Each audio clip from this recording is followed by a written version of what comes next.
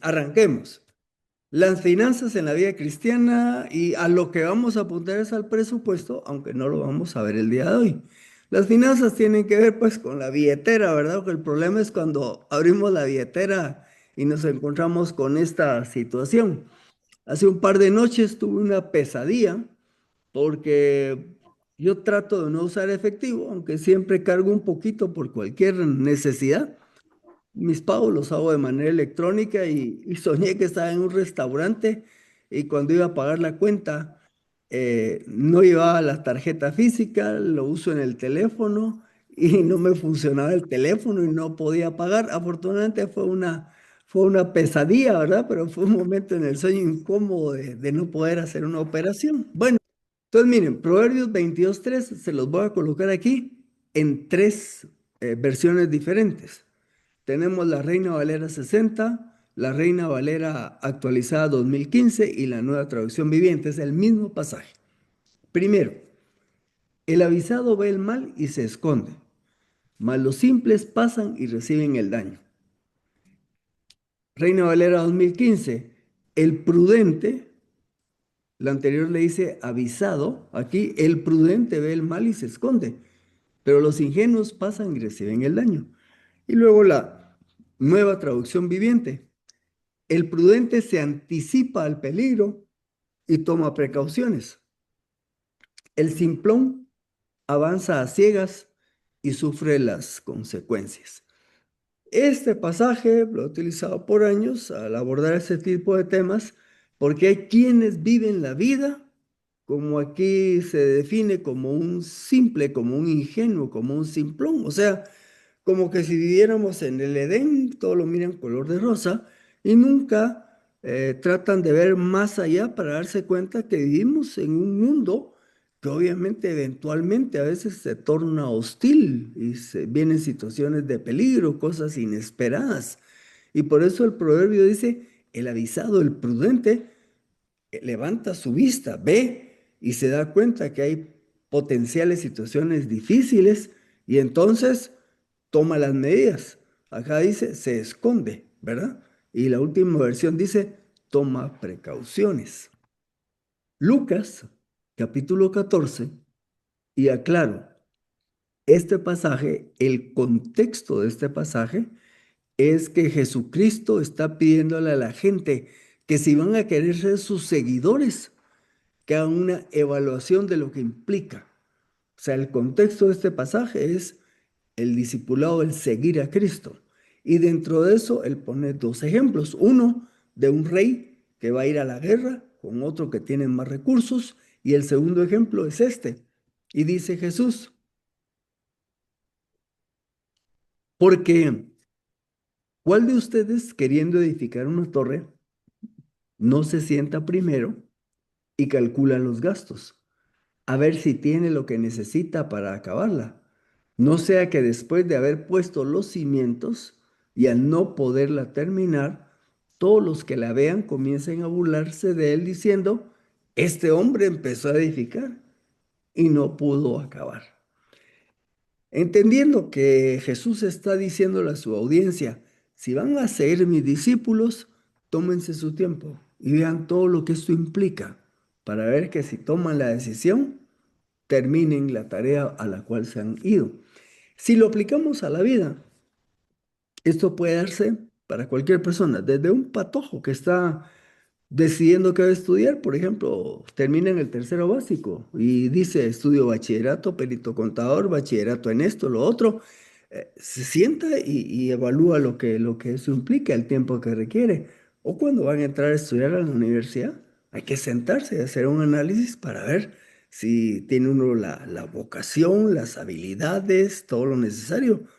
Y luego pues viene la vida, nos vamos a casar, vamos a empezar un trabajo o a empezar una empresa. Todo esto requiere ver, evaluar y tomar las decisiones del caso. Bueno, en nuestra vida pues está el área de las finanzas. Entonces vamos a ver aquí algo que es importante. Si usted mira esta panera tiene tres franceses, dos panes de agua, un pan de manteca y un tostado, ¿verdad? Un churro. Ok, en una época de mi vida, yo me bajaba entera la panera solita, era mi rutina. ¿M? Y dentro de otras cosas que tenía en mi vida, pues otros tiempos de comida. Así que con el tiempo llegué a tener un poco de sobrepeso. Así que hubo que tomar decisiones eh, de disciplina para hacer cambio. A algunos les es más fácil que a otros. Por ejemplo, yo empecé reduciendo poquito a poquito, ya no comerme los panes de agua, después ya no me comía el de manteca, hasta que llegué a un punto en que solo me como un francesito y en algunas ocasiones decido no comer absolutamente pan. ¿Por qué? Porque quiero cuidar mi cuerpo y quitar ese exceso de peso por razones de salud.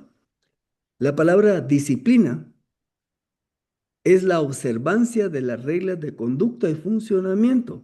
La disciplina significa instruir a una persona a tener un determinado código de conducta u orden. Eso es lo que hacemos usualmente con nuestros hijos, ¿verdad? Inculcarles una vida de disciplina de tal manera que tengan una conducta definida o un orden. Si no hay disciplina, entramos en caos y desorden. Un niño que no tiene una hora para acostarse y una hora para levantarse va a ser un adulto con una vida caótica. Bueno, la disciplina se refiere a los métodos de formación del carácter y de la enseñanza del autocontrol y de un comportamiento aceptable. Una persona que ha vivido en un proceso de disciplina tiene un comportamiento aceptable. Por esa razón, cuando usted está el día domingo en la iglesia, pues no se sienta en la silla con los pies puestos donde uno se sienta, ¿verdad? O no agarra tres lugares y se acuesta, porque tiene la disciplina de sentarse correctamente en un lugar donde usted llega para escuchar la enseñanza de la palabra. La disciplina también son varias definiciones. Se define como el entrenamiento esperado para producir un determinado carácter o patrón de conducta. Y estoy enfatizando en esto porque en la siguiente sesión vamos a ver lo que es un presupuesto. Pero si usted no ha tenido ese proceso de ser una persona disciplinada en muchas áreas de la vida, no va a poder hacer nada, porque presente carece de este carácter o patrón de conducta que le va a permitir tomar las decisiones acertadas. Hablemos de autodisciplina. Porque algunos acá podríamos decir, bueno, ¿y qué hago yo si yo me crié en un lugar que era un completo desorden, ¿verdad? Entonces, ¿cómo hago? Bueno, pues entonces tiene que entrar en un proceso de, ya como un adulto, de autodisciplina. La autodisciplina es la capacidad de gestionar voluntariamente los propios impulsos. En pocas palabras, usted va a tener que tener un proceso de tomar decisiones. Usted va a tener impulsos y va a tener que tomar decisiones para manejar esos impulsos de una manera razonable, manejar emociones y comportamientos para cumplir metas. Por ejemplo, si usted tiene que iniciar un trabajo a las 6 de la mañana, no es factible que usted todos los días se esté acostando a la 1 de la mañana. No va a dormir lo suficiente. Entonces tiene que tener la capacidad de tomar decisiones para controlar sus impulsos, emociones y comportamiento para cumplir con unas metas, basándose en la constancia, porque lo va a tener que hacer de manera rutinaria, no solo un día, y fuerza de voluntad. Ojo, esta disciplina es una disciplina secular, lo que estoy hablando acá de este concepto, pero vamos a entrar en el tema espiritual. La autodisciplina, dice, no es innata, o sea, no nacemos con eso. Se Ajá. entrena estableciendo rutinas, prioridades y eliminando distracciones, lo que resulta en mayor productividad, autoconfianza y éxito personal. Por ejemplo, ahorita que estuve visitando a mi hijo menor, llevan por 4 hijos y los tres grandecitos manejan un proceso de estos. Ellos tienen, fíjense que allí como todavía dan las 8 de la noche y todavía hay sol, ¿verdad? Entonces el manejo de la disciplina es que bajan todas las persianas a las 6 de la tarde y oscurecen la casa. Y para ese momento ya los chiquillos ya cenaron. Y entonces a las 6 están siendo llevados a sus habitaciones para el proceso de que se duerman. Entonces, desde chicos, a ellos tienen la ventaja, pues, que como muchos de nosotros también nos guiaron de esa manera. Ahora, no en todo fuimos guiados con disciplina y tenemos áreas que no fueron sujetas a eso. Por eso es que tenemos que aprovechar de lo que es la autodisciplina. Es algo que yo voy a tomar decisiones, obviamente para mi propio bien o de mi propia familia, para vivir una vida de orden. El dominio propio. El dominio propio es uno de los elementos del fruto del Espíritu Santo. Es la capacidad empoderada, y eso de empoderada es proporcionada para que uno pueda hacerla por el Espíritu Santo. Es una capacidad de controlar pensamientos, emociones, deseos y acciones. Oiga lo que dice aquí, para complacer a Dios, evitando excesos y arrebatos. Es parte del fruto del Espíritu, representando fuerza espiritual y templanza en lugar de una mera restricción humana. O sea que esta autodisciplina de la que hablamos tiene que ser, ¿cómo se fortalecida por el Espíritu Santo para esta autodisciplina es lo que es el dominio propio en la esfera espiritual, para tener una vida en donde hay control de pensamientos, emociones, deseos y acciones. Y el objetivo es una vida que agrade a Dios. Dame un ejemplo, me puede decir, le voy a dar un ejemplo bíblico de un hermano que usted no conoce, pero sabe de él cuando lee la Biblia, el caso de Pablo. Pablo allá en Primera Corintios, escribiéndole a una iglesia que no necesariamente era muy disciplinada, les dice lo siguiente en capítulo 9, 24 en adelante. ¿No se dan cuenta que en una carrera todos corren, pero solo una persona se lleva el premio? Así que corran para ganar. Todos los atletas se entrenan con disciplina. Lo hacen para ganar un premio que se desvanecerá, pero nosotros lo haremos por un premio eterno. Esta es la versión, nueva traducción viviente. Continúa. Por eso yo corro cada paso con propósito. No solo doy golpes al aire, disciplino mi cuerpo como lo hace un atleta. Lo entreno para que haga lo que debe de hacer. De lo contrario, temo que después de predicarles a otros, yo mismo quede descalificado. O sea, si yo no vivo una vida de disciplina, dice Pablo, si yo no apunto a los objetivos que tengo en el Señor, entonces me voy a descuidar y habiendo sido yo el que promulgó como un heraldo, el primero que anunciaba algo, después yo mismo podría quedar descalificado si no continúo con mi vida de disciplina.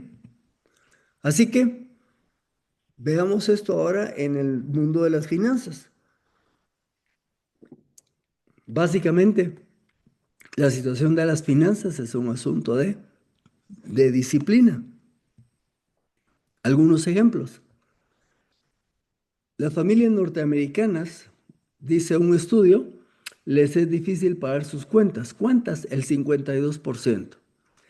Cerca de la mitad de los padres estadounidenses, casi la mitad, encuentran muy difícil gestionar sus deudas, mientras que uno de cada 4 hogares vive al día, eso es al centavo, enfrentando dificultades financieras. Además, el 20% más pobre presenta un alto estrés financiero con deudas que superan sus ingresos anuales. En Guatemala, y no hay mucha información como la que tienen los norteamericanos, pero se habla de que hay un alto endeudamiento. El 50% de los hogares en áreas urbanas paga algún tipo de deuda con una alta exposición al sobreendeudamiento. ¿Qué es una deuda? Una deuda es una obligación que alguien tiene de pagar, satisfacer o reintegrar a otra persona algo por lo común. Eso que se debe es dinero, pero pueden ser cosas. La deuda de consumo es el dinero que las personas piden prestado para adquirir bienes, o sea, cosas, servicios o cubrir gastos personales y del hogar, como tarjetas de crédito, préstamos de automóviles, créditos personales. Generalmente, las personas adquieren deudas para comprar y ahí anoto con subrayado productos que no revalorizan. Eso quiere decir cosas que normalmente con el tiempo pierden su valor. A diferencia, dice aquí, de la deuda hipotecaria, porque usualmente si usted compra una casa, lo usual es que con el tiempo aumenta de valor, pero de ahí casi todo lo demás que uno compra pierde valor conforme pasa el tiempo. La deuda de consumo se destina a gastos de individuos. A menudo se asocia con la compra de bienes que pierden valor con el tiempo. Perdón, una encuesta de Gallup en el año 2009 indica que la falta de dinero, el exceso de deuda y el costo de tener o rentar una casa, como también la pérdida de empleo y los gastos de salud, son los problemas financieros que más afrontan las familias.